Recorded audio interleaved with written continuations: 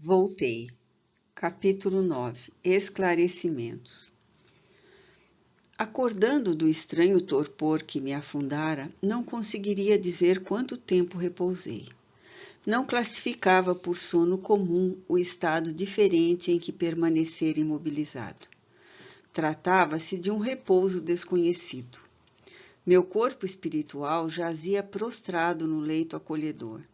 Contudo, achava-me numa atmosfera reveladora e surpreendente.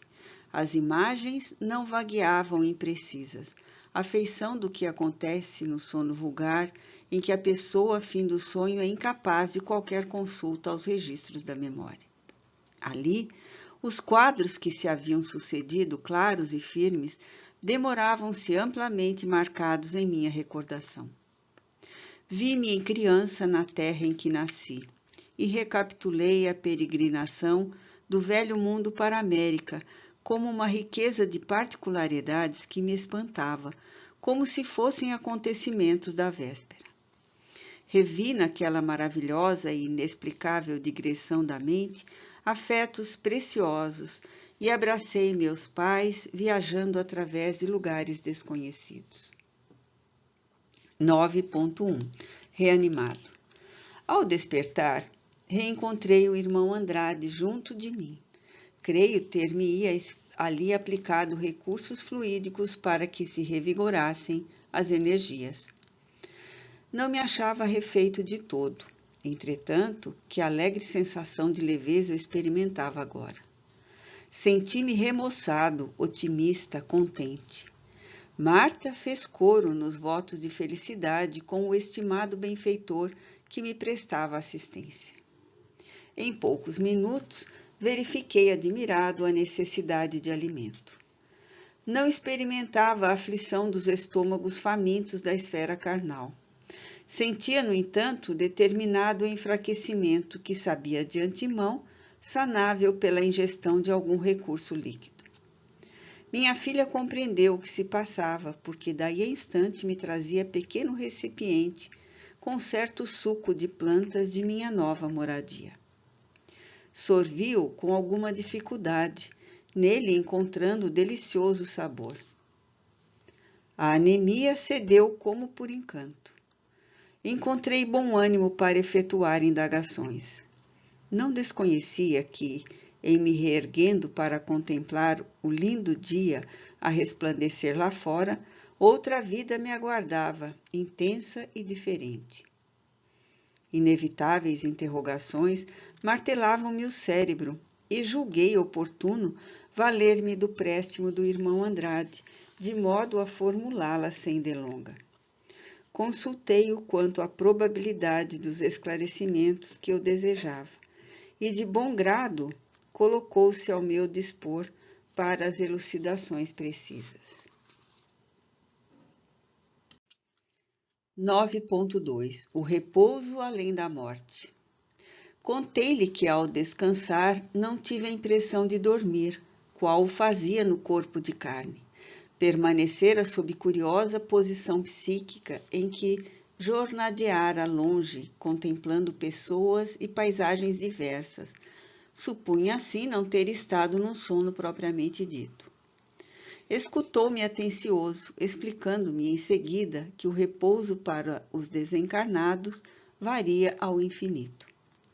O espírito, demasiadamente ligado aos interesses humanos, acusa a necessidade de amplo mergulho na inconsciência quase total depois da morte. A ausência de motivos nobres nos impulsos da individualidade estabelece profunda incompreensão na alma liberta das teias fisiológicas, que se porta ante a grandeza da espiritualidade superior, à maneira do selvagem recém-vindo da floresta, perante uma assembleia de inteligências consagradas às realizações artísticas. Quase nada entende do que vê e do que ouve, demonstrando a necessidade do compulsório regresso à tribo da qual se desligará vagarosamente para adaptar-se à civilização. Também os criminosos e os viciados de toda sorte, com o espírito encarcerado nas grades das próprias obras escravizantes, não encontram prazer nas indagações espirituais de natureza elevada, reclamando a imersão nos fluidos pesados e gravitantes da luta expiatória, em que a dor sistemática vai trabalhando a alma, qual buril milagroso aprimorando a pedra.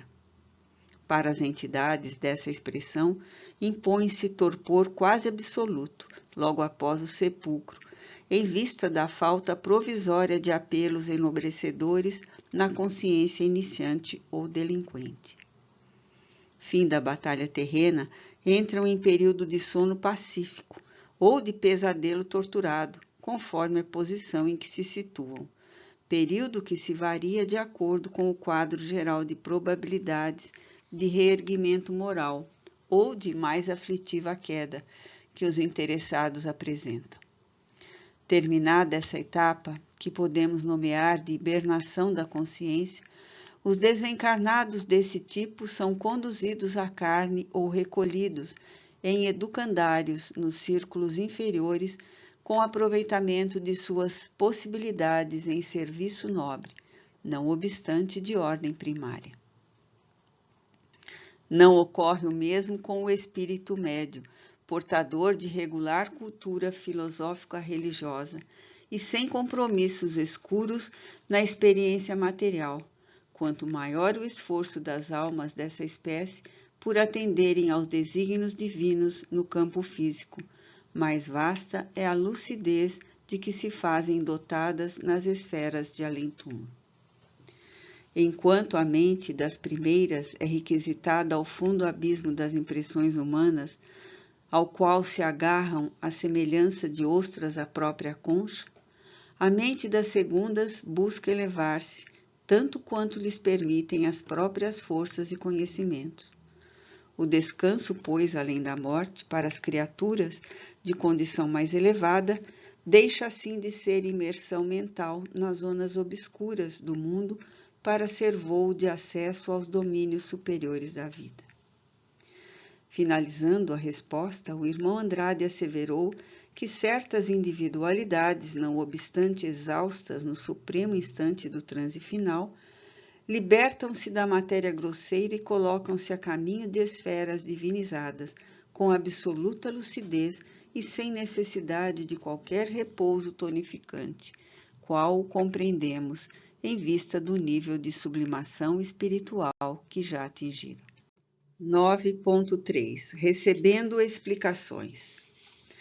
Quando comentei a dolorosa surpresa que tive ante a paisagem escura e perturbada que atravessáramos, o irmão Andrade ouviu-me sem protestos e afirmou que realmente eram contristadores os reflexos da mentalidade humana em torno da crosta planetária, acentuando, todavia, que a verificação não fornecia razões de alarme, uma vez que se um homem respira cercado pelas irradiações dos próprios pensamentos, o mundo, casa dos homens, se reveste das emanações mentais da maioria dos seus habitantes.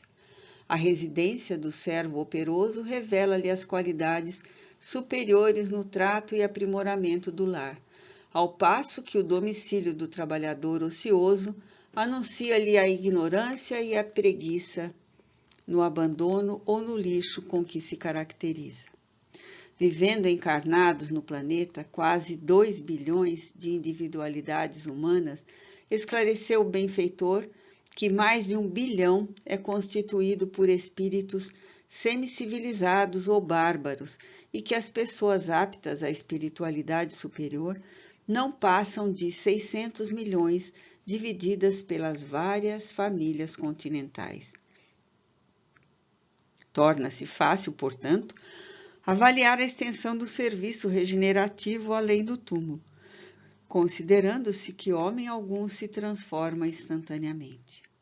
Compreensíveis, desse modo, se tornam as sombras que rodeiam a moradia da mente encarnada e as extensas organizações socorristas em que copioso número de missionários abnegados exercitam o amor e a renúncia, a piedade e a tolerância entre milhões de espíritos de baixa condição, à espera dos benefícios da lei reencarnacionista, ou em aprendizado de virtudes rudimentares. De relance, entendi a enormidade dos serviços redentores que se operam à distância da matéria carnal e experimentei imenso alívio. Sim, havia trabalho, trabalho, trabalho. Meditando, reconhecia que perdera tempo na terra, mas algum lugar da vida nova me reservaria serviço salvador. Quanto reconforto em semelhante perspectiva! Pedi logo após ao amigo que me elucidava esclarecimentos quanto à volitação. Se o nosso grupo conseguira manter-se acima da substância inferior, flutuando na direção do alto, por que não pudéramos sobrevoar o abismo sem utilizar a ponte iluminada? Afável, o irmão Andrade explicou que o feito seria perfeitamente cabível se o grupo estivesse integrado apenas por entidades adestradas na vida espiritual, com as faculdades da volitação plenamente desenvolvidas, acentuando, porém, que a maioria dos recém-desencarnados que nos acompanhavam longe estavam de ampliar as próprias possibilidades nesse terreno, pela densidade das paixões, embora sublimáveis, de que eram portadores. Em tais condições de desequilíbrio, seriam facilmente atraídos pelas forças temíveis das trevas, como náufragos que desconhecem a arte da natação. Em vista disso, com Bezerra à frente e utilizando as energias de vários companheiros, estabelecera determinada medida de força volitante para todos os necessitados que se amparavam aos irmãos mais aptos, fenômeno esse que se assemelha ao da distribuição das energias valiosas, mas limitadas de um dínamo elétrico. E na vida livre, concluiu o benfeitor paciente, o magnetismo pessoal, divino, humano ou perverso é uma fonte geratriz das mais importantes nas expressões do bem e do mal. 9.4 O problema do esquecimento. Quando o benfeitor terminou, indaguei então acerca do meu próprio estado íntimo. Já que findara a minha existência no veículo de carne, por que não reentrar na posse do passado? Por que razão não lembrava o período anterior ao meu retorno à carne? Por que me surpreendia ante os espetáculos da vida livre, se da vida livre me ausentara um dia a fim de reencarnar-me? Não seria a morte simples regresso da alma no pátrio lar? Em que causas me enraizaria o esquecimento? O irmão Andrade ouviu-me sereno e informou que a reencarnação e a desencarnação constituem vigorosos e renovadores choques para o ser e que se, em alguns casos, era possível o reajustamento imediato da memória quando a criatura já atingiu significado grau de elevação, na maior parte das vezes, a reabsorção das reminiscências se verifica muito vagarosamente e gradualmente, evitando-se perturbações destrutivas. Podemos simbolizar a mente numa casa suscetível de povoar-se com valores legítimos ou transitórios, quando não esteja atulhada de inutilidades e viciações.